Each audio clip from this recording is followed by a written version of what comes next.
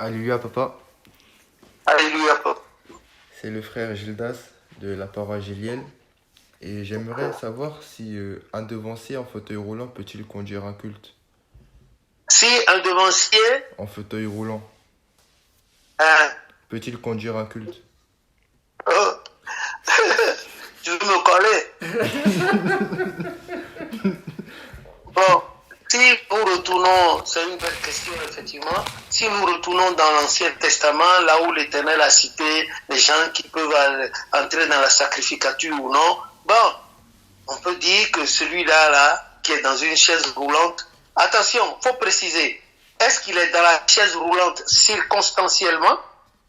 Il n'est pas paralytique, mais son état de santé nécessite un déambulateur ou bien la chaise roulante. Il faut bien préciser. Est-ce que celui-là, celui dont tu veux parler dans ta question, c'est quelqu'un qui ne peut pas du tout marcher? Oui, c'est ça. C'est un paralytique? Oui. Oh. Donc il faut préciser. Quelqu'un peut être dans une chaise roulante et puis se tenir debout un moment, marcher, mais pas pour longtemps. Et l'autre peut être aussi malade, paralytique et se déplacer en chaise roulante. C'est vrai. La question est vraie. Aujourd'hui, de plus en plus, surtout en Europe, on exige des constructions qu'on tienne compte des chaises roulantes, là, ceux qui ont des chaises roulantes, même dans les ascenseurs. Est-ce que nos paroisses d'Europe en tiennent-ils compte? Je ne le pense pas trop. Mais cependant, il faudrait y penser. Ce n'est pas parce que l'individu est en chaise roulante qu'il doit forcément rester au dehors. Non, il est aussi une créature de Dieu. Donc on doit penser à lui. Lui aussi, il peut prendre sa place dans le temple. Maintenant, quand tu as conduit un culte, je prends un père de famille qui est devenu paralytique et qui se déplace en chaise roulante, tandis que dans sa maison, il n'y a personne d'autre. Les enfants sont à bas âge et ne savent même pas encore lire. Mais il est obligé de conduire la prière. S'il ne peut pas aller au temple, sa maison aussi a un temple. Hein? Sa maison aussi a un temple. Deutéronome 12, verset 11. Sa maison aussi a un temple. Si par temps de neige, de grande neige, il ne peut pas sortir, les enfants ne peuvent pas sortir, la femme, mais ils peuvent tous porter leur soutane. Et puis maintenant, il demande à un des petits enfants d'allumer une bougie là, avec ou sans bougie. Il prend le cantique, les enfants prennent le cantique de leur maman, ça chante et il prie, il passe les prières aux gens. D'accord. Maintenant, il fallait me dire, est-ce qu'il peut conduire un culte dans un temple? C'était la question qu'il fallait me poser. Conduire un culte dans un temple? Oui, voilà, c'est ça, papa. Ça sera possible comme ça ne sera pas possible. Ça serait possible dans le cas où il serait le chargé de paroisse devenu entre-temps paralytique et qu'il n'y a pas d'autre dossier. Il faudra bien quelqu'un pour aller allumer la bougie sur le chandelier là-bas en haut ou bien sur le petit chandelier. C'est un cas que je n'ai jamais envisagé moi-même. Ta question me surprend et j'essaie de te répondre en vue de mes expériences dans l'Église. Que le nom de l'Éternel soit béni. Amen. Maintenant, si il n'y a personne pour se faire, personne, et que le reste c'est des femmes, bon, il peut allumer. Au lieu d'aller, il ne peut pas aller jusqu'au sein des saints parce que ce n'est pas prévu un passage pour sa chaise roulante jusqu'au sein des saints. Même au petit hôtel, ça va être un peu difficile. Ça va être, d'autres vont mal voir ça. Moi, je ne verrai pas cela d'un mauvais œil, mais je pense qu'il peut, ce chargé de paroisse là, peut rapidement former quelqu'un pour pouvoir, pour le faire.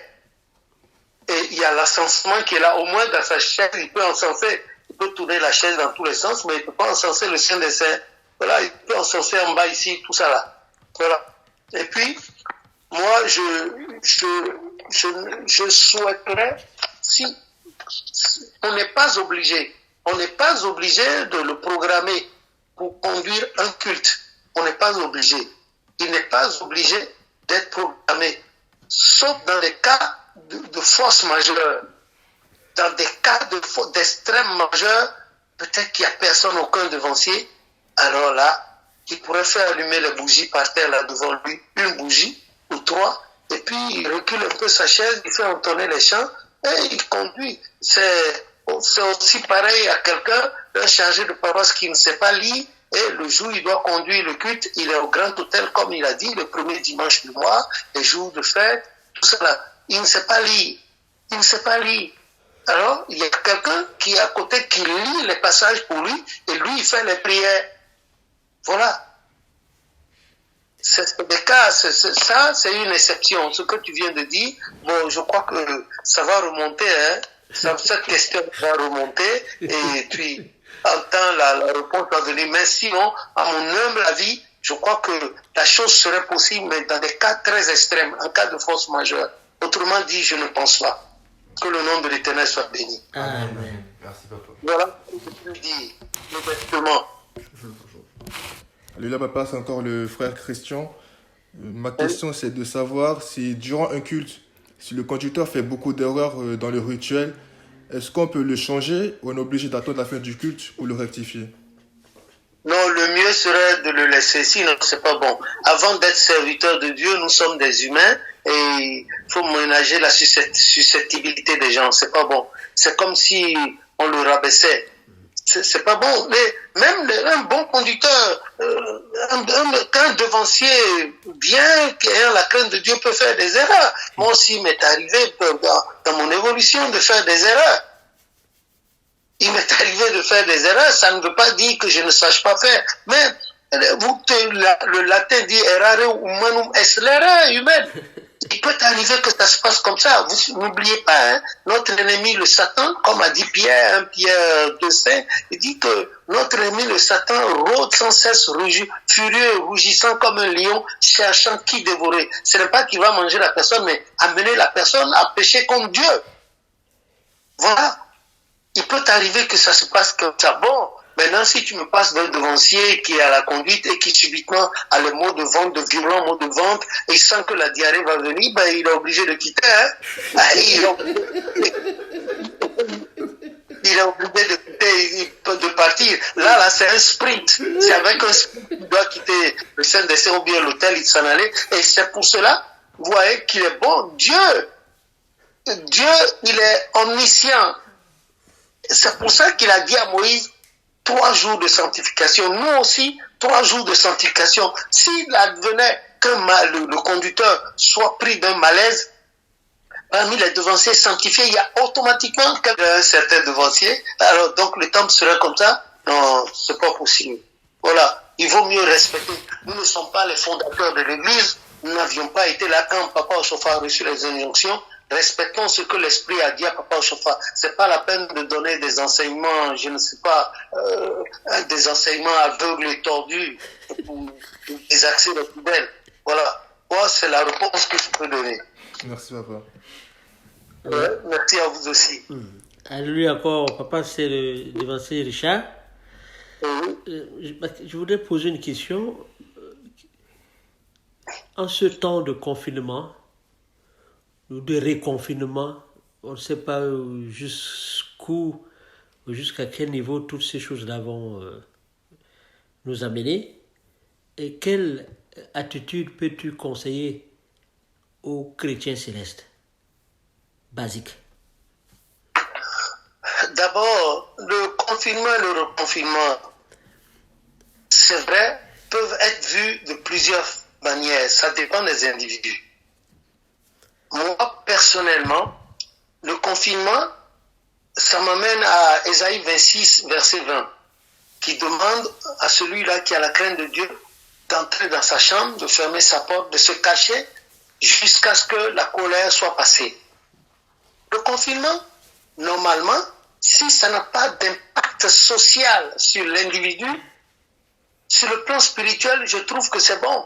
Parce que l'individu reste à la maison, il reste à la maison, auprès de sa femme, auprès de son mari, les deux se regardent les yeux dans les yeux, les habitudes qu'ils avaient perdues, les enfants voient leurs parents, ils sautent, ils gambadent comme ils veulent, ils sont contents parce que les philosophes disent que la vitamine de croissance psychologique d'un enfant, c'est la présence au milieu de ses deux parents.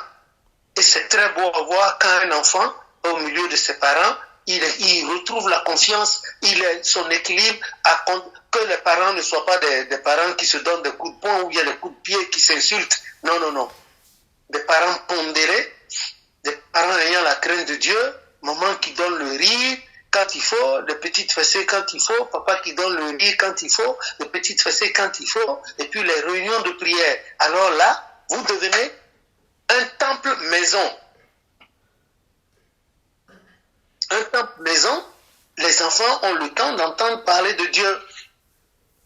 Papa et maman, et vice-versa, ont le temps de s'étudier davantage parce que notre société fait quitter l'enfant, le nouveau-né de 3 mois ou de 6 mois à la maison déjà à 5h30 le matin et c'est 10 heures de temps après que la maman s'en va reprendre ou bien le père.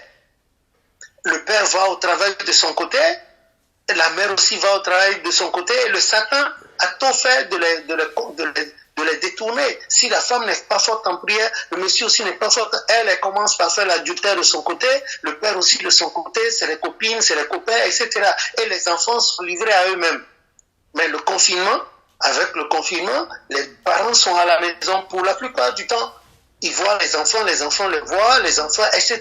Ils apprennent à mieux connaître leurs enfants, les enfants apprennent et surtout la prière. C'est très bon. Maintenant, donc, pendant ce temps-là, vous faites vos prières à la maison. Vous faites vos prières à la maison. Hein, le Christ n'a-t-il pas dit à ses apôtres, là où il y a 2 ou 3 assemblés à son nom, qu'il est présent parmi eux, faites vos prières avec sincérité. Et puis, ça y est, le Saint-Esprit est là. L'Éternel n'est pas forcément dans le grand nombre ou le petit nombre. Il est là où il y a la sincérité, où on ne l'honore pas seulement que des lèvres, mais du fond du cœur. C'est cela. Maintenant, sur le plan social, je ne puis dire grand-chose de tout ce que cela a comme conséquence sur les gens qui pleurent, qui se suscitent, etc., etc. Bon, que le Seigneur ait pitié de nous. Amen. Je crois que c'est un mauvais vent qui souffle et par la grâce de Jésus, ça va s'arrêter. Et ça s'arrêtera sous peu si Dieu le veut. Amen. Voilà.